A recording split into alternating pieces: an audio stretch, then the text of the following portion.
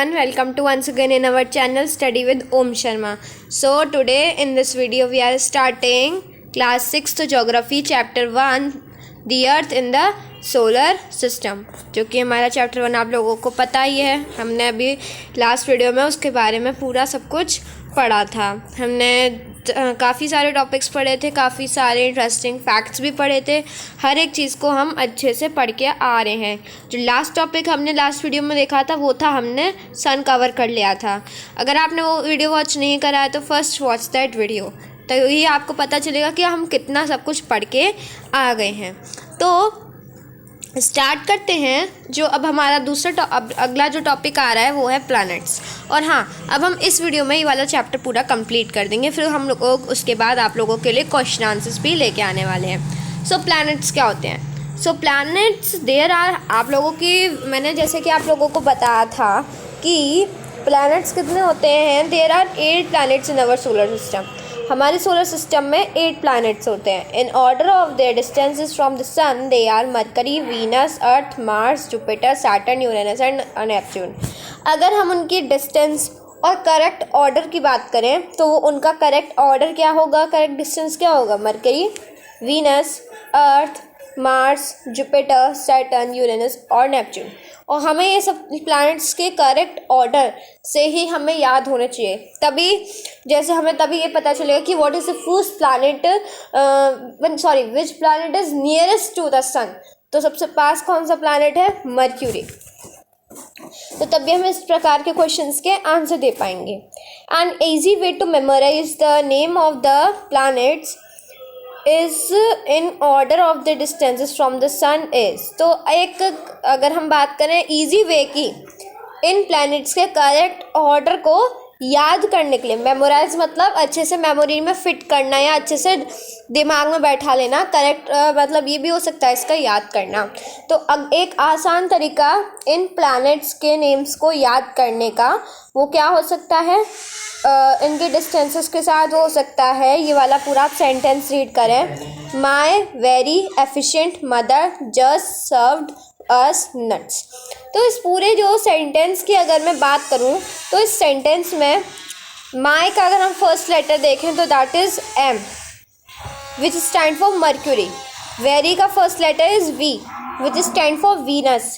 Efficient का first letter is E which stand for Earth. Mother का first letter is M which stand for Mars.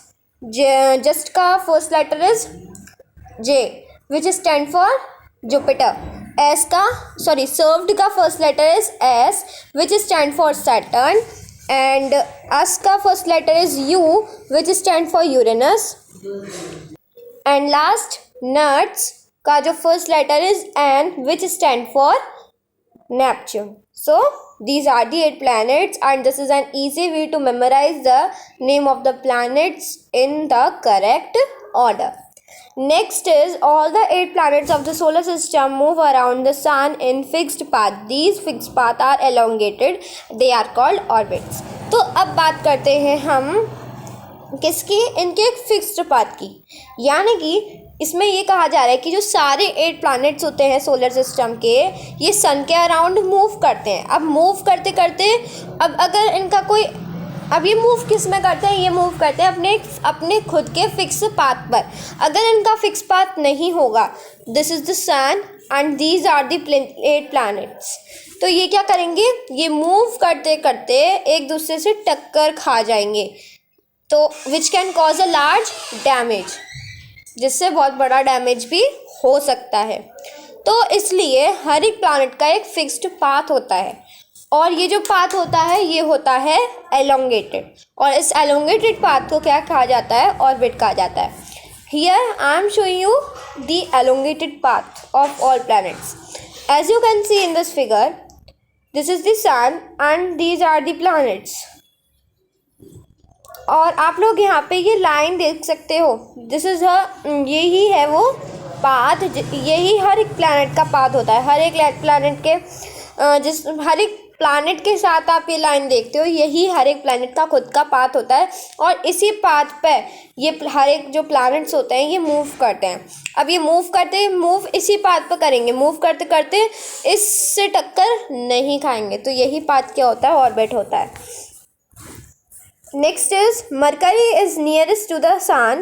It takes only about 88 days to complete one round along its orbit. So सबसे करीबी planet कौन सा है सन का? That is the mercury. और ये कितना टाइम लेता है अपनी एक राउंड, अपने ऑर्बिट पर एक राउंड कंप्लीट करने में? 88 डेज। ओके, सो आपको ध्यान रखना है कि which is the nearest planet to the sun, it is Mercury. And how many days it take to complete one round along its orbit? It takes 88 days. Venus is considered as Earth twins because its size and shape are very much similar to the Earth. तो Venus, that is our second planet, second nearest planet.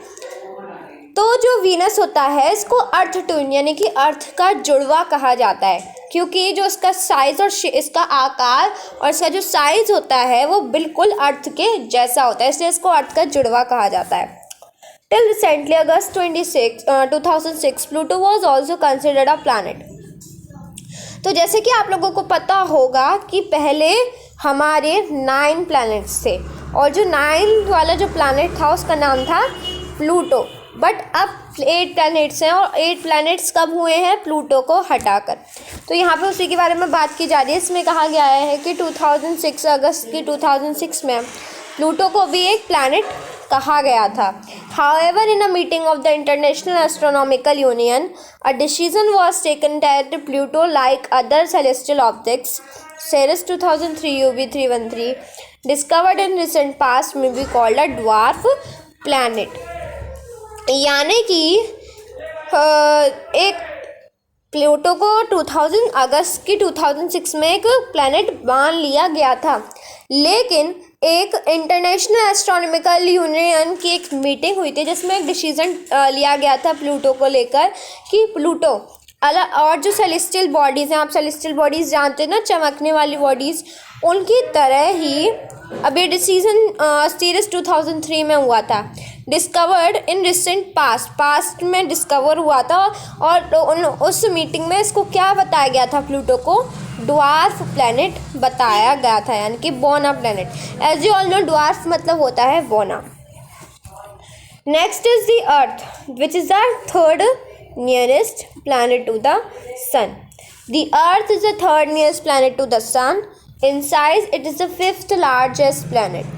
तो जो अर्थ है ये 5वां सबसे करीबी planet है सन का। ठीक है, सन के पास तीसरा जो सबसे पास वाला प्लैनेट है वो कौन सा होता है? अर्थ होता है। अगर हम इसके साइज़ को लेके बात करें तो जो ये अपने साइज़ के हिसाब से ये 5वां सबसे बड़ा प्लैनेट है। And first largest planet is Jupiter. पहला सबसे बड़ा प्लैनेट जुपिटर है। It is slightly flatten at the poles. ये पोल्स इसे क्या है? फ्लैट है बिल्कुल। ठीक है, that is why its shape is described as a joint, क्योंकि ये पोल्स से कैसा है? फ्लैट है, तो इसी वजह से इसकी जो शेप है उसको क्या बताया गया है?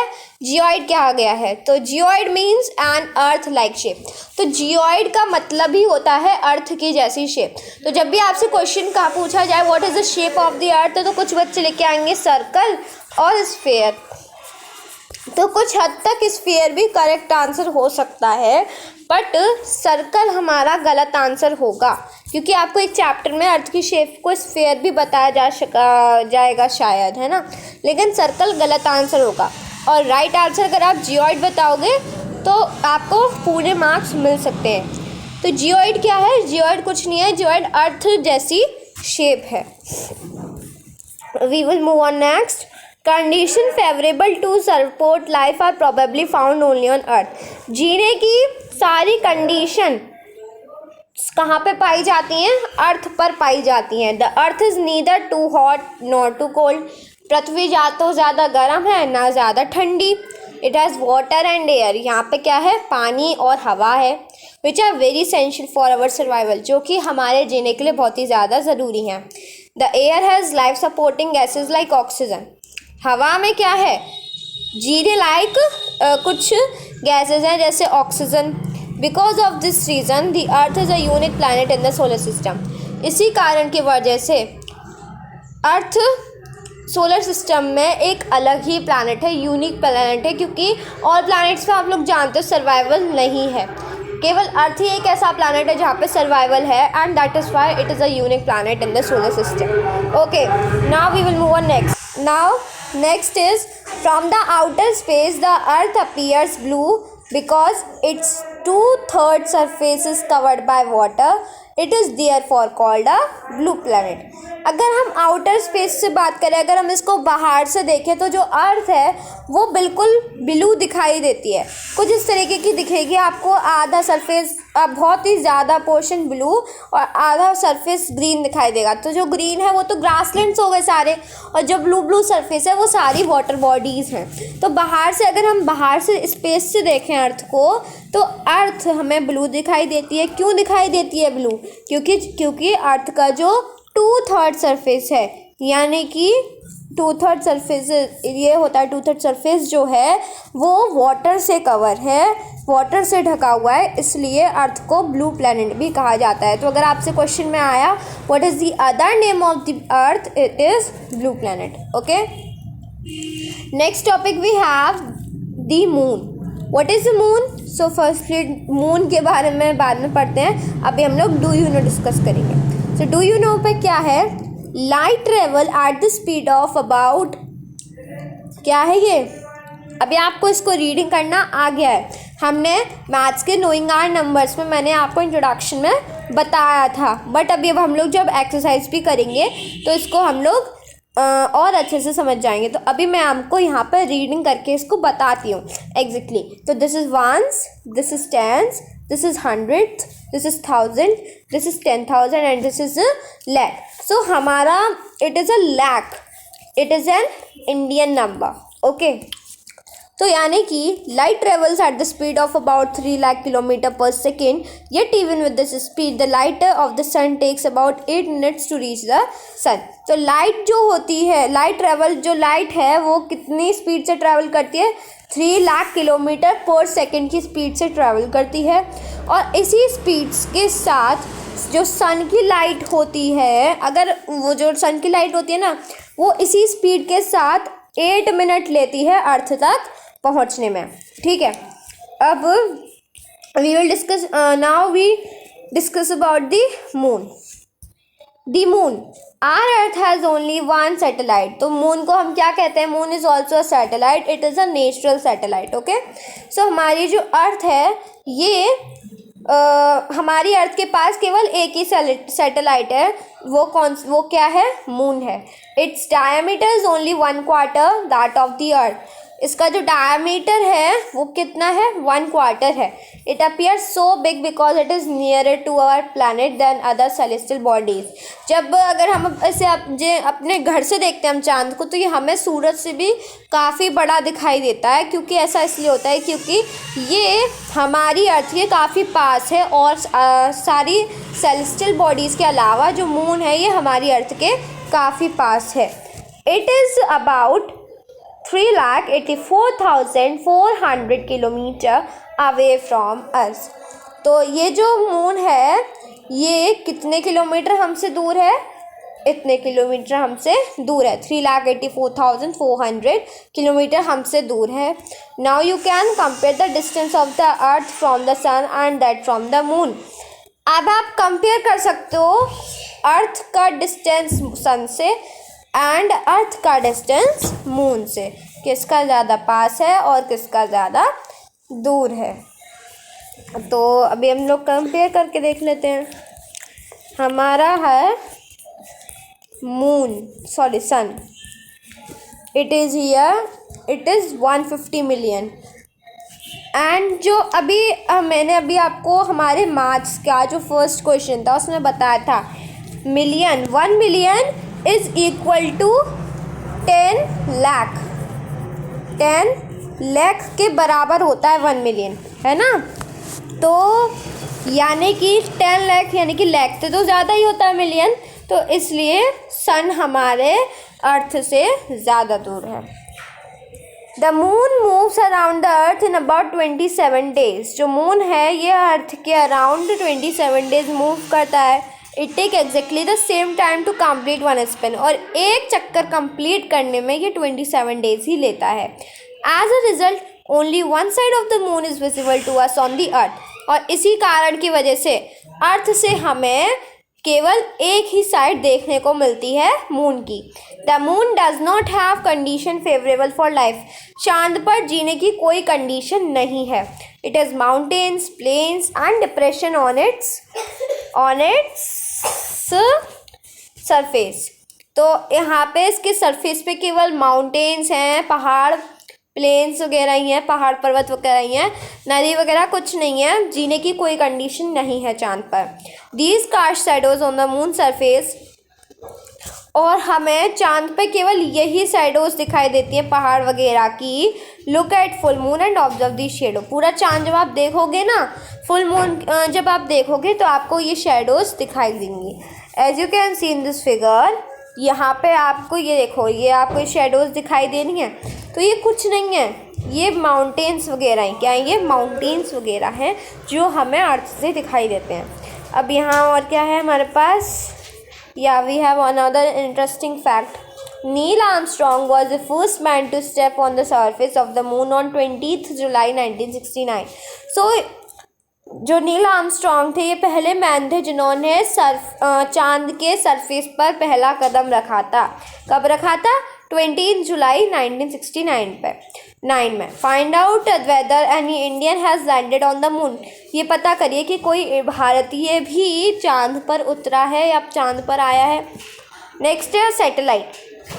A satellite is a celestial body that moves around the planets in the same way as the planets move around the sun. Satellite क्या है? ये सेलेस्टियल बॉडीज़ होती हैं, ये भी चमकने वाली बॉडीज़ होती हैं जो कि प्लैनेट्स के अराउंड मूव करती हैं उसी तरह से जैसे प्लैनेट सन के अराउंड मूव होते हैं। प्लैनेट्स किसके अराउंड मूव करते हैं? सन के अराउंड। और प्लैनेट्स के अराउंड कौन मूव करता है? सैटेलाइट। सूरज के चारों तरफ प्लैनेट्स मूव करते हैं और प्लैनेट्स के चारों तरफ सैटेलाइट्स मूव करती हैं। तो जो सैटेलाइट्स जो कि मतलब जो सैटेलाइट सेलेस्टियल बॉडीज़ वाली जो सैटेलाइट होती है ना, जो प्लैनेट्स के अराउंड मूव करती हैं, मतलब जो हमें अर्थ से दिखाई देती है, दैट इज़ मतलब दो टाइप्स की सैटेलाइट्स होती हैं, नेचुरल सैटेलाइट्स और ह्यूमन मेड सैटेलाइट। तो यहाँ पे जो इस वाली सैटेलाइट की बात हो रही है ये नेचुरल सैटेलाइट है। अब हम ह्यूमन मेड सैटेलाइट के बारे में पढ़ेंगे। A human made satellite is a artificial body. Human made satellite एक आर्टिफिशियल बॉडी है। ये साइंटिस्ट के द्वारा डिज़ाइन की गई है to gather information about the universe और फॉर कम्युनिकेशन। तो ये जो ह्यूमन मेड सैटेलाइट्स होती हैं इनका क्या काम होता है? या तो ये यूनिवर्स की सारी इन्फॉर्मेशन गैदर करने में मदद आती हैं और क्या करती हैं? कम्युनिकेशन।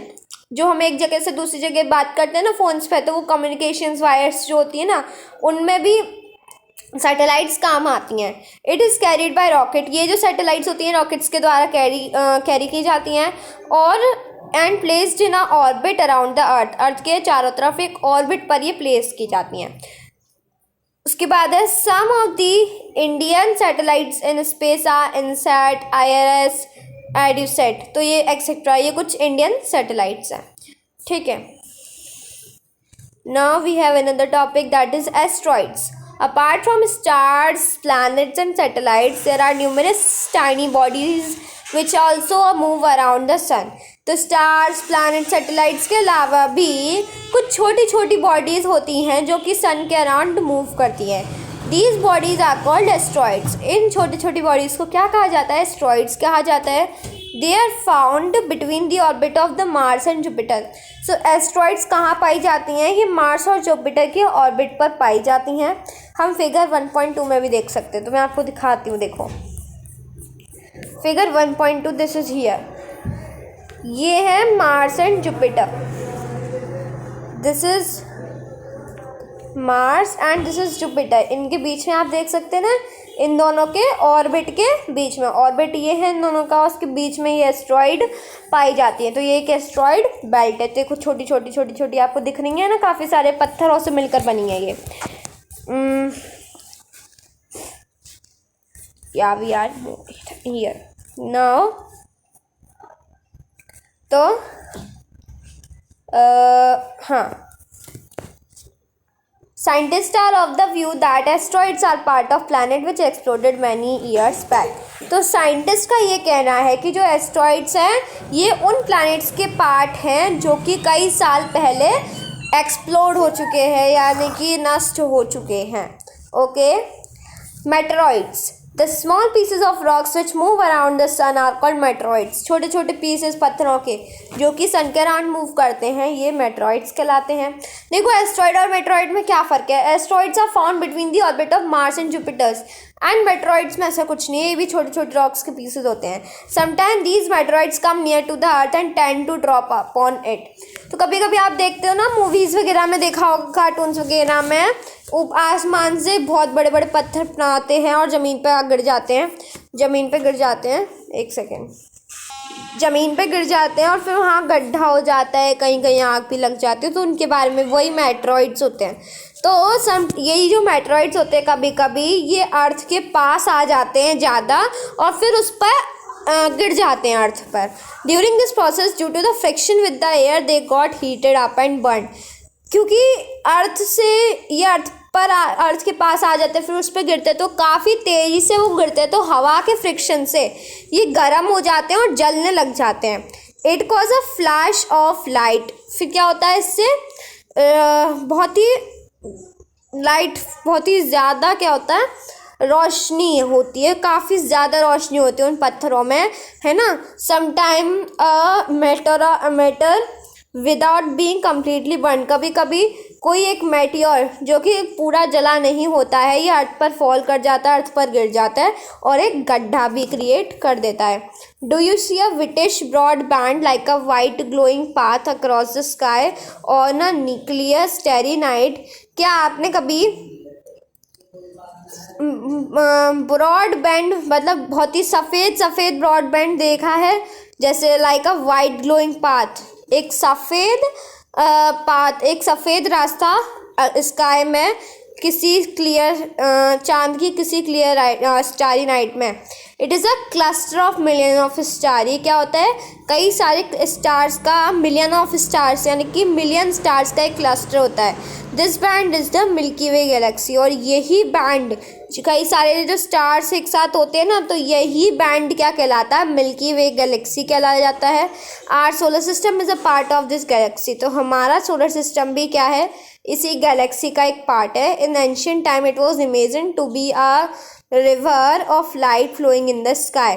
तो पहले के समय में प्राचीन भारत में ये इमेजिन किया गया था कि लाइट की नदी इस आसमान में फ्लो कर रही थी. दस इट वाज नेम्ड आकाश गंगा. तो इसलिए इसका नाम क्या दिया गया, आकाश Ganga. A galaxy is a huge system of billion of stars and cloud of dust and gases. So galaxy क्या है, गैलेक्सी बहुत सारे स्टार्स, क्लाउड्स, डस्ट और गैसेस से मिलकर बनी होती है, या उन्हीं का ग्रुप होता है. These are millions of such galaxies. और इन्हीं सारी गैलेक्सीज से क्या बनता है, यूनिवर्स बनता है. It is difficult to imagine how big the universe is. ये इमेजिन करना बहुत ही ज़्यादा मुश्किल है कि यूनिवर्स कितना बड़ा है. Scientist are still trying to find out more and more about it. Scientist बहुत ही ज़्यादा कोशिश कर रहे हैं उसके बारे में पता करने की. We are not certain about it size. हम उसके साइज़ के बारे में नहीं जानते. But we know that all of us, you and I, belong to this universe. लेकिन हम ये जानते हैं कि तुम सब इस यूनिवर्स के से ही बिलोंग करते हैं. So this is the milky way Galaxy. You can सी कितने सारे स्टार्स हैं, क्लाउड्स में क्लाउड्स के फॉर्मेशन दिखाई दे रहे हैं. तो ये क्या है, मिल्की वे गैलेक्सी है. So this was about chapter 1, the earth in the solar system. We will meet in our next video with the exercise of this chapter and question answers. So till then, study well. Goodbye.